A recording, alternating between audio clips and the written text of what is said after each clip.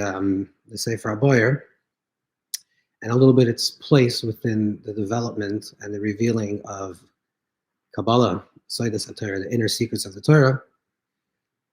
So there's a conversation that we don't want to have is about the authorship, exactly when the Bahir was, who wrote the Sefer Ha-Bahir. Is it a collection of writers? Is it going back to the times of the Goinim, to Rochanim and Arkanya? I don't know what exactly it is. But we'll talk about more about it in terms of its revelation. That the Sefer Ha-Bahir reveals itself in the late 1100s, 1190s, seemingly coming out of Provence, France, at least related to some parts of it. And it's a very important mystical Kabbalistic text, because it's sort of an in-between, a bridge between the Sefer Yetzirah and the revealing of the Sefer Ha-Zohar, the Zohar. So Sefer Yetzirah, we know, which is loosely translated the Book of Formation, Book of Creation, is a text that's already mentioned, perhaps mentioned in the Gemara a few times, where it talks about Rava Gavar, like Eloitisoi, certain types of creative stories that's connected with Sefer Yetzirah. But Sefer Yetzirah is a text that was known certainly in the times of the Goinim. Times of the Goinim, Sefer Yetzirah was very much known. And in fact, Rav Sadia Gaon himself wrote a commentary to Sefer Yetzirah. And the Zohar, which was in the late 1200s, becomes the Torah Shebiksav, almost like the written Torah of the revealing of the Seidas HaTorah, the secrets of the Torah. And the Sefer Ha-Bahir itself seems to be like a bridge between these two ideas. What this means is like this, and from the Sefer Ha-Bahir forward, there's an explosion of Kabbalistic ideas in the world. The Sefer Yetzirah itself, it's possible to read the Sefer Yetzirah not so much as a book of Kabbalah, which is like teaching us like the inner secrets of like the metaphysical secrets of creation, but it's almost possible to read it maybe as some type of scientific manual, almost like these are the technical ways of creation. And people like Rav Sadia Gaon, who are not necessarily Mukabbalim in the classic definition of Mukabbalim, not like Rabbi Gaon or Shim Gaon, read it that way. And when it talks about, so when let's say for example, it talks about Sfis or the letters, or the where it ties the letters, the 22 letters, and it combines them with the zodiac and with the months of the year and the 3 primary letters, etc. And when it talks about the spheres, it seems almost like a very abstract, not embodied idea, sort of like these are the constructs of creation. And later on in the Zohar, the spheres become like animated things. They actually become they have like fully fleshed out ideas. Like the spheres are not just an abstraction. The spheres is not just the way that Hashem interacts with the world, the infinite interacts with the world, but they have qualities. They have, it's chesed, and it's kindness, and it's colored, and it's textured, obviously not in a literal way. And the Sefer Ha-Bahir is sort of this bridge where, in contrast to Sefer Yetzirah, and leaning already towards Sefer Ha-Zohar, where in Sefer Yetzirah and Sefer Ha-Bahir you have a lot of the way the Sefer Ha-Bahir is written a lot in parables, in metaphors, in dialogue, in conversation. So it's written that way, in contrast to Sefer Yetzirah, which is a very much more dry technical text, and much more leaning towards the Sefer Ha-Zohar, which is much more enriched textual text. But from when the Sefer Ha-Bahir is published or written, it becomes a primary text by the Ramban, Nachmanides. And when the Ramban writes V'zeu Soid, and he talks about in his commentaries, for example, in the Chumash, where he speaks about the secrets, a lot of times the secret that the Ramban is revealing is coming from the Sefer Ha-Bahir. The Ramban sometimes quotes and sometimes doesn't. Sometimes it's called Medrash of Rochanim and Arkana. It's called the Medrash of Rochanim and Arkana because that's how Sefer Ha-Bahir begins. with Rabbi Mekana. So it's he calls it that way. And then is the Talmidei HaRamban, the students of the Ramban. Let's say, for example, Shem Tov Ibn Goyen and the Kesser Shem Tov, or Menachem Merkanti, or Yitzhak Dimin Aku, or Ben Bechaya, Menachem Tzioni, all the great Kabbalists that lived in that age, whether they were direct Talmidim from the Ramban, whether they learned with him actually in the academy, they learned his teachings, they all reveal the teachings of the Ramban, and a primary source of the teachings of the Ramban is found in Sefer Yitzir, because remember that Sefer Zohar, the book of the Zohar, was not yet revealed, and so the Ramban doesn't quote the Zohar the way we know it. So this is in terms of what happened in this period of time, and that's when we see the beginning of the true revealing of Seidas HaTorah, the secrets of the Torah, even before the Zohar was published. Began with the Ramban and all the students of the Ramban. So Ramban receives this tradition from a Yitzchak Saginor, which is a son of the Ravid, also from Provence, and somehow he gives over these teachings, and it becomes a very popular. Kabbalah becomes the Seidas HaTorah become a very popular genre, and people are dealing with this. When we talk about the Sefer HaZohar, in contrast, and to talk about the Sefer Ha-Bahir, we have to understand that the revealing of these texts is part of the original revealing of Matan Torah. So when it talks about Matan Torah, that Matan Torah is called Gadol Lo Yosef, that there was a great sound and did not end. So we say that Lo Yosef means that it was Lo Pasek. This is the sound. There's a continuous revelation. And this continuous revelation continues throughout history. What is the revelation? So the revelation is to reveal the oneness of Hashem in this world, the Gila Akdas Hashem, the revealing of the oneness of Hashem. And the revealing that it continues throughout the ages. And there's certain paradigm shifts, certain times in history where these things burst through into the world and creates a new conversation. Is precisely what happens with the Sefer Ha-Bahir, because that's the beginning of what we see, what we call, people can call classic Kabbalah, from at least with a tremendous amount of writings that comes from the students of the Ramban, of that idea, of these ideas. And this is not only because it's a revelation that's continuous from Matan Torah, from the past, but there's also an idea that it's history being pulled from the future, because in time, when we look at the process of time can be linear from the past into the future, and therefore the present is an impregnation from the past, and it's an effect of the past. But also time could also be seen as moving from the being pulled by the future, like Zman, meaning the word Zmana, like an invitation, being pulled to something in the future. So in the future, we say there's an idea of a Molar there's Hashem, that there'll be the oneness of Hashem. Hashem will be the oneness of Hashem revealed in this world. So this continuous revelation of the oneness of Hashem, and this revelation first becomes revealed in Klal Yisrael, in Knesset Yisrael, in the people of Israel, which is the Goy Echad Ba'aretz, the idea of the oneness in creation, the one, not Goyim in plural, but the Goy Echad, Ba'aretz. This is the idea of, and this is the tachlis, the intention and the purpose of this Goy Echad Ba'aretz, this one people, is to bring into this world the oneness of Hashem. And the oneness of Hashem is continuously being revealed deeper and deeper and deeper as every generation gets closer to the ultimate revealing of the oneness of Hashem. And the oneness of Hashem is revealed, and we'll see soon how it works in the Sefer Ha-Bahir, is that it reveals itself in terms of creating a synthesis of what we think of opposites.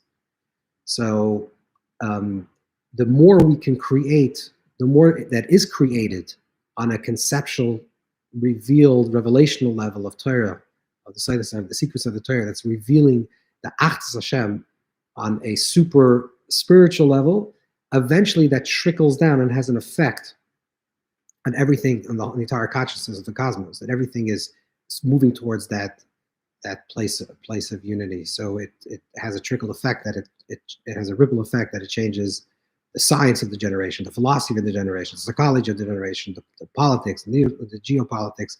Everything in the world starts shifting. So there's like a sort of a change that happens on a spiritual high dimensional level, which is revealed in the Torah that's being revealed in that generation, and it's deeper. So every generation every generation as we're getting closer to the Messianic time is a deeper revealing of this Achdus Hashem, this oneness Hashem, and what? You're asking if I can get more connections? I don't know. Try to move it a little bit. Okay. That there's a revealing of this Achdus Hashem, and this oneness of Hashem continuously becomes revealed, and this is the revelation. So the revelations of the Ramban, and these great shifts that happen in the world happens with the Ramban, and the Ramban is influenced through the Sefer Ha-Bahir, and then it eventually happens with the Arizal, and then it happens with Baal Shem Tov. These are these continuous revelations of the oneness of Hashem.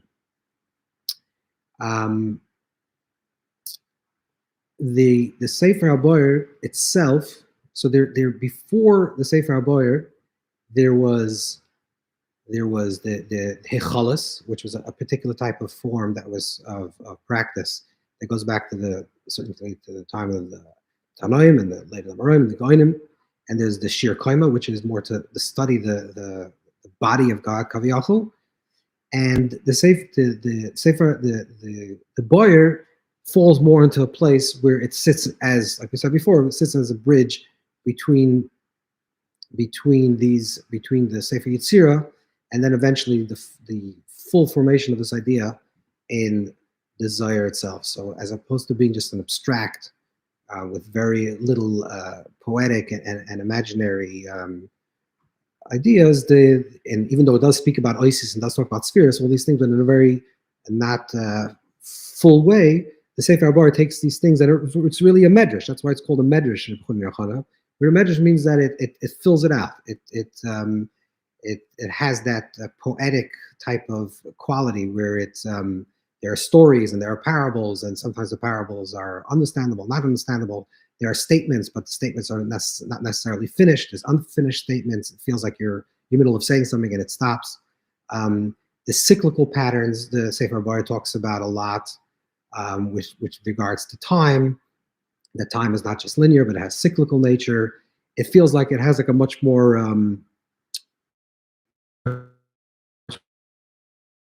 talks about reincarnation. This is the first time that we have a clear text, which we'll talk about in a second. We'll learn a little Sefer Ha-Bahir, where it actually talks about the process of Gugulim, of reincarnation of souls, that souls are reincarnated.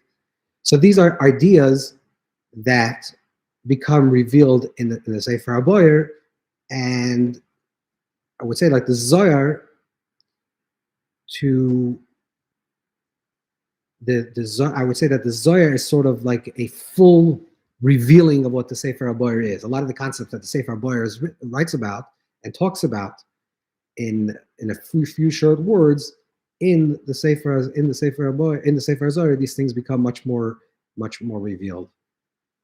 So the concept that the entire project, if you want, of the entire revealing of the Seidos HaTorah, of the revealing of the Seidos, of the hidden aspects of the Torah, is to reveal the unity that's within creation. Ultimately, to reveal the unity in creation, not only on an abstract level and in a Torah level, but also to reveal the unity of Hashem in the physical level as well. That there's a transformation of an understanding that even the physical and the spiritual, the body and the soul are all connected to the oneness and part of the oneness.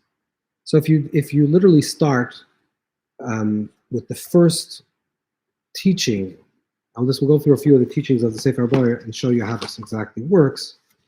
I don't know if you have a Sefer Ha-Bahir in front of you, but some of you do have it, or you can pick it up online. You can see like this, that in Sefer Ha-Bahir, the first entry says like this. Amar B'chuni min HaKaner, B'chuni min says, Kasav echad oimer va'ata loiro oir ba'ahir u'b'sfakim, v'kasav reimer yashem chayes Sisrei. And once it says that in the heavens there is only light, and another verse says that in the heavens and the above there's only darkness. So Yashav Choishav Sister, that the place Hashem sits is in a place of darkness.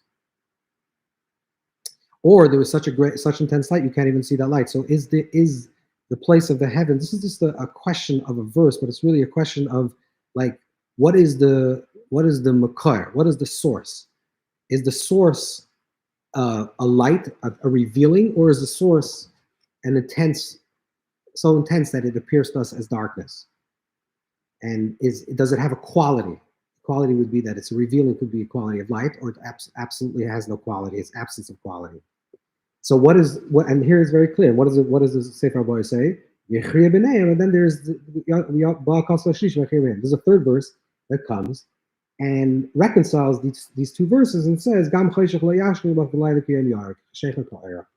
is darkness as light, which means what the Sefer Ha-Bahir is doing is saying we have these two verses. We have a verse in the Torah that suggests that Hashem's, the source, Shemayim, which we'll see soon what Shemayim is. Shemayim is the place of light, and it's a pure light. We have also the source that we talk about, that Hashem is Yoshech Choishav Sisir, that the place of Hashem's presence is in absolute darkness. And there's a reconciliation, which is a synthesis of these two ideas. It's a that is light as darkness. That the conceptions that we think about, how we think about things, that we think that light has a positive quality and darkness has a negative quality. But that's our conception of things, because when you see light, it seems that it's open and it's transparent and something is positive. Light seems like it's a positive quality. Darkness seems like it's the opposite. It's a negative quality. But those are qualities of definitions of the way we define them. But there's a Shava Mashra Katan Gadol, there's a place of transcendence where there is no distinctions between light and darkness. So when what's coming through to the Sefer Ha-Bahir is actually very similar to what the Zohar begins. The beginning of the Zohar, which begot which is that the Zohar actually talks that in this place of great darkness, the light emerges, which is some type of synthesis where you find light and darkness simultaneously existing, and then there's a bursting forth of a revealed light, which is a light that allows for the creation story. But in the higher perception, beyond the creation story, that's what the Sefer Zohar is saying. There's a space where everything is one, everything is rooted in a place of unity, in a place of oneness. Then it comes into a place of multiplicity where we see duality, we see separations. And then we understand that in the world of separations, where we see in the world of duality, we see things as apparently opposite of each other.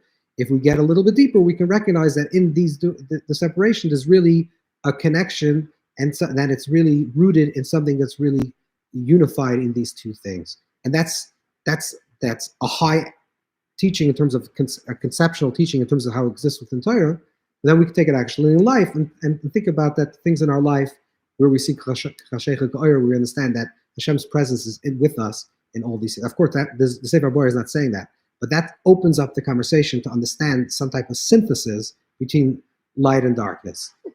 If you have a Sefer Ha-Bahir in front of you, and go a little bit further on, this will be in Nuntes, in 59.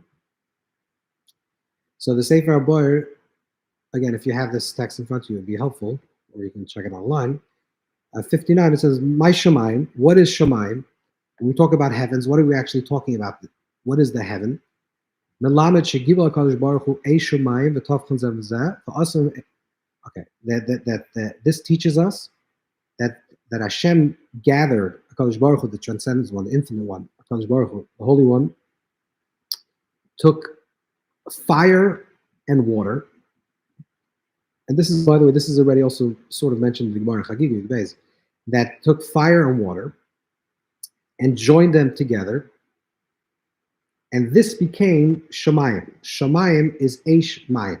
So in the Shin stands for the Eish, and the Mayim, and the letters Mem, Yud Mem is for Mayim. So Shemayim is Eish and Mayim. Eish represents fire, which is Gevura, the quality of restriction. And then Mayim is the quality of chesed, of giving. And Shemayim is this unity between these two, between the Eish and the Mayim. Roish Dvarcha Emes. And he created a Roish. This became the beginning, the revealing, the Roish, which some commentaries on the Sefer Ha-Bahir would say this refers to the sphere of Tiferes, which becomes the source of the idea of Emes. That what is truth? We think of the idea of truth as an absolute singularity. The truth means this is the truth and there's no opposite. But the Sefer Ha-Bahir is saying no, that truth is Eish Mayim Tiferes. That's what the truth is. The truth is a synthesis between fire, water, and Tiferes, which Tiferes is the unity between Chesed and Gevurah. So truth arises not from a singularity. The Rosh Dvarcha Emes, the truth arises when there is a unity between a plurality, when there's a unity between what appears to be as opposites, when there's something that has the quality of Eish, of fire, and something that has the quality of a restriction of Gevurah, and something has the quality of Chesed, of Mayim. And when there is a unity between these two, that is when there's the emergence of Emes, of truth. And then that's the Eish and Mayim. This is up until now, this is the way Hashem, Kaviyachol, the transcendent one, the infinite one, creates the unity within his domain. This is also Chazal say. Is the angels that are connected to Chesed and the angels that are connected to Gevurah. The same thing also, Yitin Beineinu Shalom Ava. Hashem should give within us the idea of peace and love. So truth, peace, and love, these are very, very big words. And there's a lot to talk about in terms of these words. But what the Sefer Ha-Bahir is saying, what is truth, peace, and love? Truth, peace, and love is not a singularity. It's not from a one-dimensional idea that's being expressed. But truth arises from conflict, from contradiction, from opposites. And the emergence of the truth arises when there is some type of synthesis between these ideas, between a question and an answer, and two different opinions, between an Eish and a Mayim, and then a truth emerges from that, and then you actually have true peace. And then you have Shalom. And peace, again, is not a singularity. Peace doesn't mean that you agree with me or I agree with you. Peace means that I have an opinion, I'm Eish, for example, and we come to certain consensus that despite the fact that we have different opinions, we can work together. That's the definition of Shalom. That's the definition of peace. The definition of peace is a combination of Ches. That is Shemayim. Shemayim is the heavens. When we talk about the conception of what is like the ultimate, that the heaven, what is heaven? Heaven is truth, peace, and truth, peace, and love. And these truth, peace, and love, which are very big words, what the Sefer Ha-Bahir is saying is that all these things represent a unity of opposites. Not that it's a singularity. Peace means my way, not your way. And love doesn't mean that I love you and I don't exist, or you love me and you don't exist. Love means that we both exist simultaneously and we choose to live together in love. So here again is an expression of the same construct, where the Sefer Ha-Bahir is drawing down this idea of a synthesis, bringing down this idea of an Achdus Hashem, an awareness of the unity of Hashem, saying that what is Shemayim? Shemayim is actually a unity. Going back to the original teaching, which we said that it's Chachashecha Ka'ira, that ultimately there's some type of unity that holds all paradox and holds all opposites. That's the source of everything. It's manifest then into the world of paradox and separation. And for us to reach a point of truth and peace and harmony and love within society, within our world, we have to create a synthesis between these two things. It's telling us how we can understand our creation and how we find, in terms of our existence in this world, this idea of unity. This is what the Sefer Ha-Bahir is doing. And then a similar teaching, but a little bit different, is also with regards, I mean, the teachings are full of this. These are, the Sefer Ha-Bahir is full of these, and we're not going to go through every single piece, obviously. But just to give you a sampling of what these ideas represent, another idea, one of the big ideas, which you mentioned before, the Sefer Ha-Bahir brings down, is the idea of reincarnation, Gilgulim. So Gilgulim, the basic construct of Gilgulim, no, we'll read a little inside what he says, but the basic concept of Gilgulim is also a form of reconciliation, because there's a reconciliation on a very high abstract level. To understand is how the reconciliation is like Yashul Kodesh Chassidus, how it exists within the cosmic oneness of Hashem. There's a type of reconciliation that occurs between man and man, which is the Ava and the Shalom and the Emes, the truth and the peace and the love that exists between man. And then there's a certain type of harmony or synthesis that a person has to do with his own self or his own understanding of self. And what the Sefer Ha-Bahir is going to explain, and this eventually becomes very popular through the writings of the Ramban and Eov and other places where the Ramban talks about this idea of Gilgulim. But this is not the last revealing of what Gilgulim are. The full revealing, at least presently, is in the teachings of the Ari, Shar Gilgulim, Sefer Gilgulim, where these things are much more in great detail. But the basic concept that the idea of Gilgulim is answering, certainly from the perspective of the early Rishonim that are writing about this, from the perspective of the Ramban and the Sefer Ha-Bahir, is the question of how is it possible for it to be a tzaddik v'ralai? Why do we see that the good? I mean, this is a big question that Moshe Rabbeinu asked. According to the Gemara, like why do good people suffer? Why do the good die young? Like why do good people suffer? And why do we see that the ways of the wicked are sometimes prosperous? So there seems to be a certain type of dichotomy or separation or lack of synthesis between a person's certain life that they're living and the projection that they're projecting outwards. And you would think that that you receive the reward, and therefore this should be the effect of your certain actions. But it seems that you do a certain thing, and the effect are not consistent with your actions. You know, you're trying to be a very good person. You're putting out good qualities into this world. You're creating positive malach, positive angels, and you're creating, you're doing these positive things, and which should reverberate into a positive response. And sometimes it doesn't work that way. You do something, and things don't work that way. So this is the concept of Gilgulim, of reincarnation, will address this lack of consistency or synthesis that a person experiences in life. Because what it's going to say is that your life is actually much broader than what you think. You think that your life consists of, the 70, 80, 120 years that you live presently within your body, but the truth is that there's a much larger unfolding that's occurring in your soul, and things are actually unfolding throughout many, many lives. And every lifetime, other things you're picking up from things that exist within your previous lives. So this is one of the big chidushim of the Sefer Ha-Bahir about reincarnation, which again it becomes very popular in that period of time. But for example, let's say if you look in Sefer Yetzirah, you don't have any of this conversation. There's no mystical conversation. In fact, Reb Sadia Gaon, who writes a commentary on Sefer Yetzirah, denies the fact that there's a Gilgulim. Writes in one of the days that there is no Gilgulim. Whatever, that's another conversation.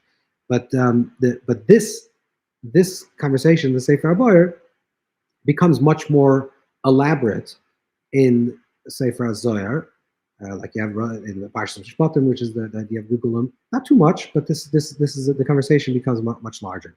So let's read a little bit what it says in the Sefer Ha-Bahir in terms of Gilgulim, in terms of reincarnation. So the pasuk says, "My dor v'dor, dor hoylech v'dor ba." What does it mean that a generation comes and a generation goes? Which is a verse in Koheles. The simple meaning of generation goes, generation. The hoylech v'dor ba means that a person actually, the Gemara Chagig, the Gemara talks about that. It means that a person has to finish their life. You have to finish your completion in this world, and then the next generation arises. But here the Sefer Ha-Bahir says, Amar Rabbi Akiva. Rabbi Akiva says And this is also interesting that the Sefer Ha-Bahir uses Rabbi Akiva. Again, who exactly wrote the Sefer Ha-Bahir, we're not so interested in terms of like its historical development, but Rabbi Akiva definitely is speaking these words. Rabbi Akiva, the concept of Rabbi Akiva himself is speaking these words because Rabbi Akiva is a person that went through in his own lifetime many gulgulim. He actually went through many different transformations in his life.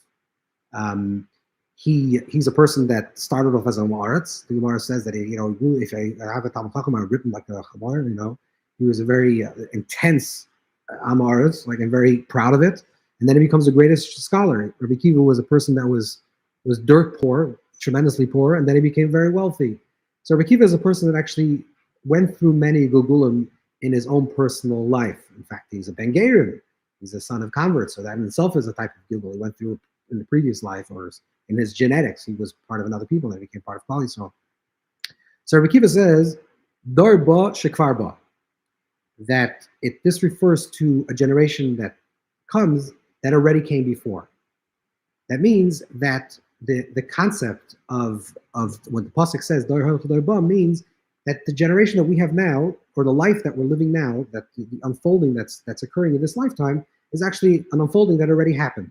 So there's like a certain sense of there's a linear time. Like I live from this point of time, and then I pass on after this period of time. But then there's something that there's a higher gilgul, there's a higher turning, a higher cyclical nature of this, which is I'm just passing through one of my lives that went through many different times. And this is also a theme that the Sefer Yetzirah brings up, that Sefer Ha-Bahir brings up, which also becomes popular in medieval times with the whole idea of the Shmitas and the Yovlis, which is that time is cyclical, that we're going through different processes of creation. That even in the 6-7 days of creation, which the Sefer Ha-Bahir talks a lot about, they also represent different time processes. So the first day is the first Shemitah. That itself is 7,000 years. This is you find again very clearly in the writings of Rabbi Yitzchak Minaka, the Meir Sinai, which is a Talmud of Ramban, who's a great scholar, a great Talmud of the Sefer Ha-Bahir. So this is the idea of Dor Hoil for Dor Ba. And then the Bahir actually gives a mashal. Again, so this gives a metaphor. Bringing a mashal is again similar to what the Sefer Ha-Zohar will be, because the Sefer Ha-Zohar is all about a big story. I mean, we have to uncode the story, but here whereas in the Sefer Ha-Zohar, in the Zohar HaKadosh, the Zohar actually says the mashal as the story itself. It doesn't say mashal l'mahadav v'doimah. This is like the mashal of this. So let's just say like this: there's this prose, which is like more the Sefer Yetzirah, and then this poetry was more like Sefer Zohar, because it talks it's Dorish in the pasuk, and then it's mashal l'mahadav. This is like similar to a metaphor, and it gives us the metaphor. So it's telling you actually that this is a mashal. Where in the Zohar it doesn't tell you that it's a mashal. The mashal, you have to figure out that it's a mashal, that it's just the metaphor. You have to understand its dimension. So the mashal that he brings, the metaphor that he brings, is of a king that he had certain servants, and he dressed them in the most beautiful linen garments, and they destroyed the garments, and they completely were not interested in these garments, and they left them alone. So what the king does is he takes these garments and he washes these garments, and he prepares them, and he buys new servants, and he dresses them with these new garments, but he's not yet sure if these servants will utilize these garments in a correct way, and because these are garments that are already once in this world, and he's not sure of him, and therefore he gives them these other garments. So there's like a transference of garments that's moving from one servant to the next, and there's an in-between process where these garments are cleansed, and after they're cleansed, they're returned to the second people, and he's unsure. So these are garments in Chazal and later in Zohar. Clearly, the mitzvahs are called garments, are called levushim. So they we're not making a distinction between the soul and the body. We're not defining it so clearly this way. We're saying that there's a person has a purpose in this world, and the purpose of this world for the servant is to wear the royal garments. The garments are Hashem's garments. These are the infinite garments, are Kadosh Baruch Hu's garments. And the reason why we're brought into this world is to wear Hashem's garments and beautify ourselves with the covenant for us to wear Hashem's garments, like we're reading in the Parshas this week, is to wear Hashem's garments. What does it mean to wear Hashem's garments? To enclose ourselves with the mitzvahs, with the positive and ma'asim tovim, and the good deeds of the Torah, the ma'asim tovim, which means that we walk and we're dressed in these beautiful garments that we see the presence of Hashem, of the Shekhinah, resting upon us. That's what our tachlis is. But sometimes sometimes a person messes up and dirties these garments.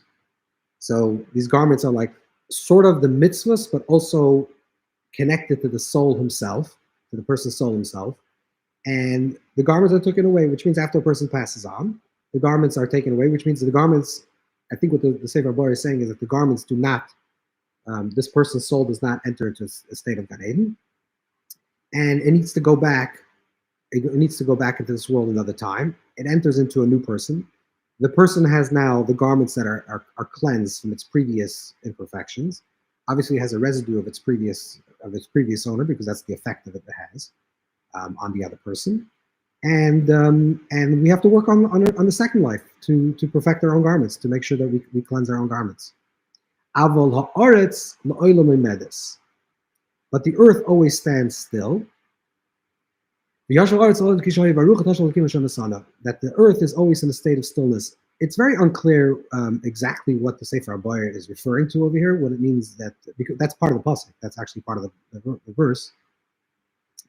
But the Arizal talks of this pasuk, and when he says "Va'aretz la'olam emedes," is that the Aretz refers to Malchus, which is the Shekhinah, or embodied within women. And reincarnation does not apply to women. It's complicated. It's not exactly, a blanket statement, but it means that there's a certain things that are a consistency, and there are certain things that are in flux. So the malchus of something is always in the state of consistency, and the other parts of the self are in the state of flux. So it's like sort of the feminine within the masculine, or the feminine is the one that comes down for the masculine. But there's something there in our life. Let's translate it a little differently. There's a certain level of a consistent pattern that we're living out that exists within our past life, that's consistently in this life, and then there's a certain part of this life that's very different than the other life. Let's say there's a certain quality that we have that is a oretz, which is like the certain way of our being, which is consistent in our past life and the present life. That doesn't change, but our garments change.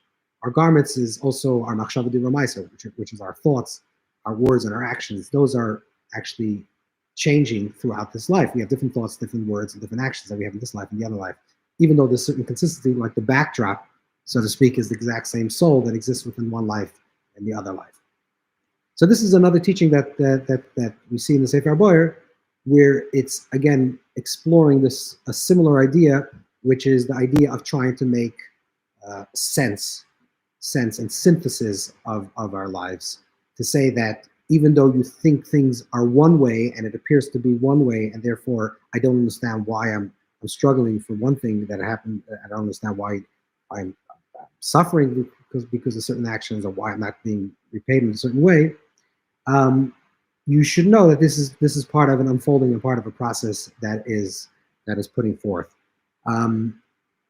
This is the concept of this vest, this garment that's being drawn from one life to the next, is sort of a type of reincarnation where someone messes up, which means that you didn't fulfill its tikkun, and you actually took the garments and you dirtied the garments, and therefore you need to come back into this world to make sure that the garments are worn in its proper way, to as clear garments, as luminescent garments, as behiros, as garments in the covenant of the forest.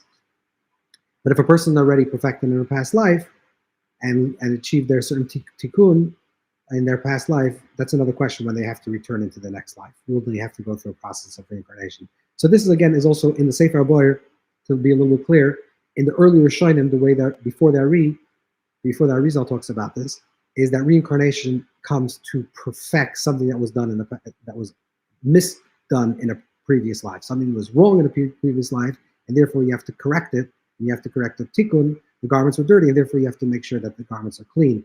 In the Arizal, this becomes much more broad, and that's a higher revelation that became revealed in times of the Ari, where even souls that were perfected and did their tikkun in this world, every lifetime they're perfecting another aspect of themselves.